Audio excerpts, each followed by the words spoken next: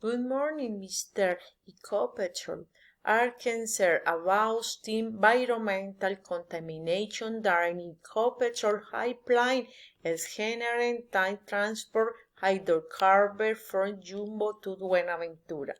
Causing storm odors of fever and the oil steam energy of the stream Japan's tourist sector where tomato, paprika, being so productive began to decline, it was so impossible to continue raising chicken a pinch due to this contamination. Diesel activity are the main source of for this sector.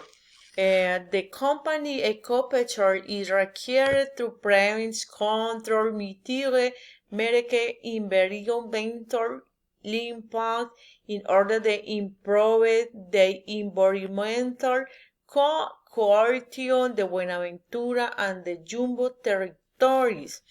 Additionally, it is seven that you carry out environmental projects and voluntary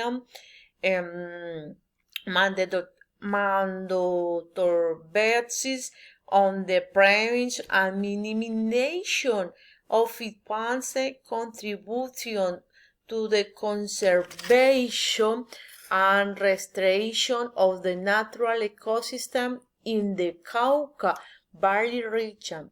Thank you.